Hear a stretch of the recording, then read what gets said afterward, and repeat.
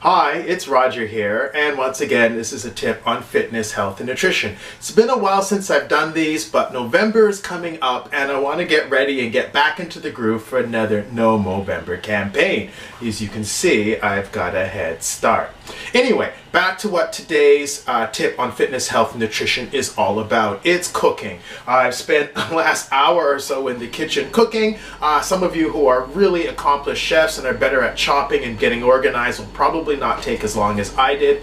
My guess is preparation time actually is about 20 minutes. Anyway, so what I've got in the oven right now is a lasagna. I call it a vegetable lasagna because that's the primary component. Now I started with noodles. I used wheat noodles.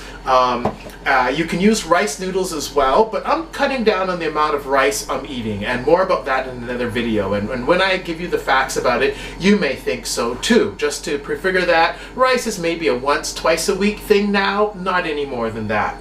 But what's in my lasagna? So I put down some olive oil and some tomato sauce.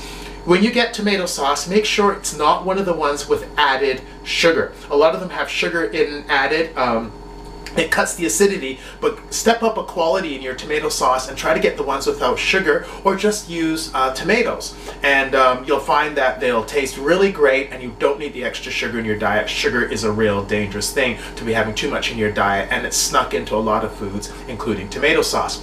What else is in my lasagna? Well, there's zucchini in there. I've layered some zucchini. So I didn't use spinach. I decided to go with some layered zucchini this time for a little bit different. And you want to get as many colors as possible into your lasagna. So I used red pepper and orange pepper and green pepper, and I also used some poblano peppers. They're a little bit hotter than these ordinary green peppers, not as hot as chili peppers, but they add a nice little bit of spice to the lasagna, and that's going to be good.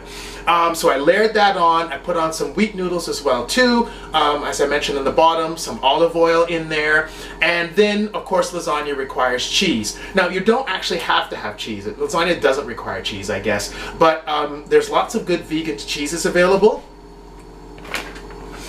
This is one product that I use. You'll probably recognize the label. I'm not going to give them an endorsement, but they do work.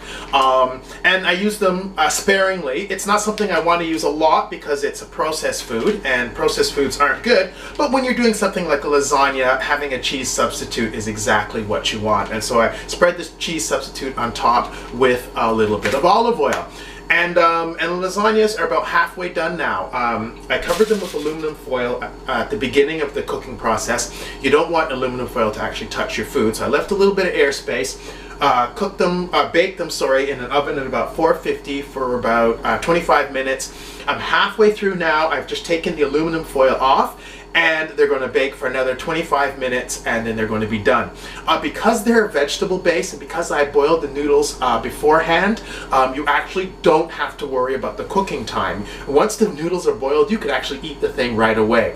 I am baking it though, because the moisture will evaporate out of the lasagna, and it'll make a tighter, nicer food as a result. So that's me. That's my recipe for lasagna. It's dead simple. Take your regular sort of lasagna recipe, you leave out the meat, put lots of tomato sauce and olives and lots of vegetables, pack them in between the wheat noodles, use your vegan cheese or whatever else you want to add in there, and away you go. So you're wondering, what does my lasagna look like? So it's halfway through the baking process.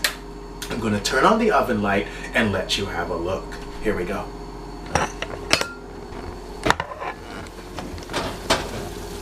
And there, ladies and gentlemen, is my lasagna. I ended up making 2 of them. I'm going to freeze, and it's going to be my work lunch for another while, and they are ready to go.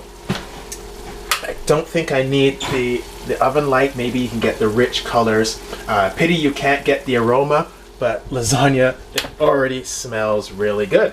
So there we are, Roger's lasagna. This interesting note, you may notice the little bits of white on the side of the oven. That's because I clean my oven with baking soda. And so it's less harsh than most chemical cleaners. You don't want a lot of harsh chemicals in your oven, no matter how well you rinse. They're still going to be there. They're still going to be airborne and be in your food. I use baking soda and elbow grease to clean my oven. This has been Roger. This has been a tip on fitness, health, and nutrition. I hope that you stay tuned for more videos and get ready for my No Movember anti-prostate cancer campaign. Take care and see you next time. The lasagnas are just out of the oven. absolutely wonderful smelling. I let them sit for a few minutes. It lets them just sort of set for a bit. And then I serve myself up a piece. One is going to go into the freezer, I guess, for later, and one might not make it out of this evening.